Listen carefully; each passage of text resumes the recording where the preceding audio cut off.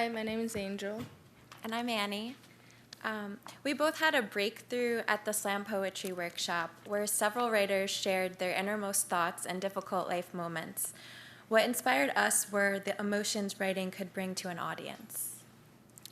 It brought us back to a time when we didn't know that ourselves. Our piece is about overcoming the fear of opening up in our writing. Our piece is called Finding Our Voice. I never was one to speak up when something was bothering me. Instead, I'd write about it. So, one summer when I had 6 weddings to attend, including my younger sister's, and was constantly reminded of my singledom, I decided to write about it for AOL. I had never written from first person before, and when I pitched the idea to my editor, she loved the concept.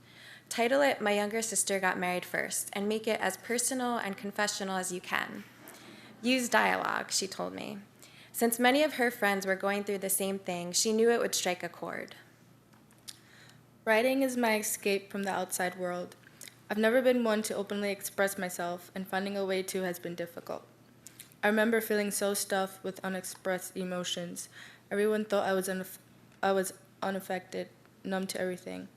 Though on the inside there was so much going on, I couldn't hold it in anymore. That was when I found writing. I let all my feelings out on paper. The first time I did, I was going through a hard time.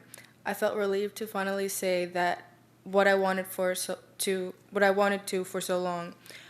It felt as if a weight was lifted off my chest, and I finally found a way to express myself. For the next month, I paid close attention to what everyone said about weddings and all the questions about why I was single. In the course of that month, I had enough for a comedy series. My best friend's mom asked if I was a lesbian. I'm not, and I have nothing against it, but since when did not having a boyfriend make me gay? When asked if I was dating anyone, my quick reply would be no, I'm waiting for John Mayer. Even my dad would make comments which got super uncomfortable. Keep in mind, I was writing all of this down verbatim. When I mentioned I was cold one night after dinner, he simply said, "You need wine or a boyfriend to keep you warm." I wrote a letter about what I was going through on the inside. No one was supposed to see it, but it was my personal thoughts and feelings and something private. Someone did find it, and it all went downhill. He was a family friend, and he took my letter and showed it to my mother. I remember her coming to me filled with anger and disappointment. I remember the letter in her hand as she stood over me screaming.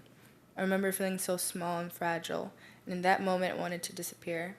Her friends who read it as well looked down at me. I kept notes, and I wrote the most personal article of my life. I never thought my family would read it, but when it was posted on the homepage of AOL with a photo of my sister and I on her wedding day, all hell broke loose. I got an email from my editor asking me if everything was okay because she received an email from my sister threatening to sue for use of the photo.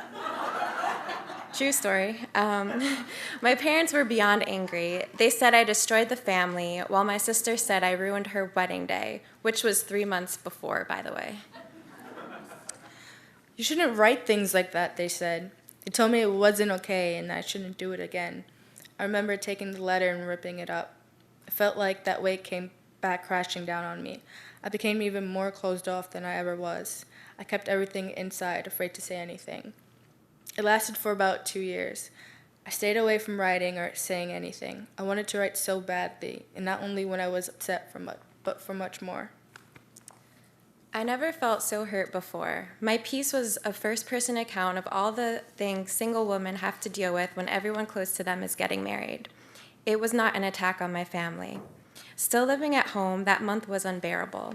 I felt like an outcast and vowed to never write in first person again, until now. I started to read more, and I read many stories and poems. I enjoyed it so much that I could never put a book down. It made me forget about all the things around me. The more I read, the more I realized how much I loved writing. I continued to read, and as I did, I wasn't afraid anymore. Soon I picked up a pen and paper and tried it. It felt so good to write. I wrote stories, poems, songs, anything I could. It made me feel better. It made me realize that's who I am, and that's how I stand out. And why should I let people take that away from me? Why should I let them tell me who I can and can't be? And they don't define me, I define me. Writing was my biggest breakthrough. Never again will I be afraid of that. It helped me find my voice and helped me find myself. As difficult as that time was personally, professionally things looked up. I decided to move to Brooklyn with 2 friends and really pursue freelance writing. I landed a freelance gig at Rolling Stone, my dream job. Had I not took a chance, wrote an article that touched many in a similar situation, and packed up my things and moved to Brooklyn, my life would be very different. In the end, I don't regret a second of it. The power of the pen opened so many doors that I never could have dreamed of, and for that, I'm grateful.